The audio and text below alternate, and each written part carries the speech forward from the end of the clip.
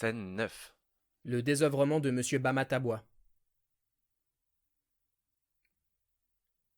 8 ou 10 mois donc après ce qui a été raconté dans les pages précédentes, Vers les premiers jours de janvier 1823, un soir qu'il avait neigé, un un désœuvré, désœuvré, un un élégant, élégant, un un bien-pensant, bien-pensant, Monsieur Bamatabois, se divertissait à harceler une créature qui rôdait en robe de bal et toute décolletée devant la vitre du café des officiers. cet élégant fumait, car c'était décidément la mode. Chaque fois que cette femme passait devant lui, il lui jetait avec une bouffée de la fumée de son cigare quelque apostrophe qu'il croyait spirituelle et gaie, comme « Que tu es laide.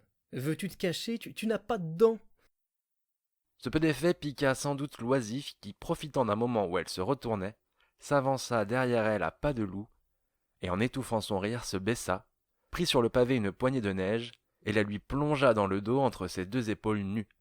La fille poussa un rugissement, se tourna, bondit comme une panthère et se rua sur l'homme, et lui enfonçant ses ongles dans le visage avec les plus effroyables paroles qui puissent tomber du corps de garde dans le ruisseau. Ces injures, vomies d'une voix enrouée par l'eau-de-vie, sortaient hideusement d'une bouche à laquelle manquaient en effet les deux dents de devant. C'était C'était la la Fantine. Fantine. Au bruit que cela fit, les officiers sortirent en foule du café, les passants s'amassèrent et il se forma un grand cercle, riant, huant et applaudissant. Tout à coup, un homme de haute taille sortit vivement de la foule et saisit la femme à son corsage de satin couvert de boue et lui dit « Suis-moi, tu en as pour 6 mois. » Elle avait reconnu Javert.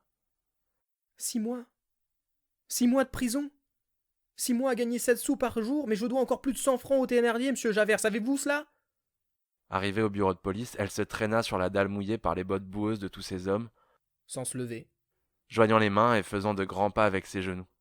« Monsieur Javert, je vous assure que j'ai pas eu tort. Si vous aviez vu les commencements, vous auriez vu. C'est ce monsieur le bourgeois qui m'a mis la neige dans le dos. Est-ce qu'on a le droit de nous mettre de la neige dans le dos quand nous passons comme cela tranquillement sans faire de mal à personne? Cela m'a saisi. Je suis un peu malade, voyez-vous, et puis, cela faisait quelque temps qu'il me disait des raisons. Tu es laide, tu n'as pas de dents. Je le sais bien que je n'ai plus mes dents. Je vais vous dire, c'est les Thénardier, des aubergistes, des paysans. Ça n'a pas de raisonnement, il leur faut de l'argent. Voyez-vous, c'est une petite qu'on mettrait à même sur la grande route, va comme tu pourras, en plein cœur d'hiver. Il faut avoir pitié de ces choses-là, mon bon monsieur Javert. Si c'était plus grand, ça gagnerait sa vie, mais ça ne peut pas à cet âge-là. Je ne suis pas une mauvaise femme, au fond. Ce n'est pas la lâcheté, la gourmandise qui ont fait de moi ça. J'ai bu de l'eau de vie, c'est par misère. Je ne l'aime pas, mais ça étourdit. Allons, dit Javert. As-tu bien tout dit? Marche à présent. Tu as tes 6 mois. Le Père éternel en personne n'y pourrait plus rien. Depuis quelques minutes, un homme était entré.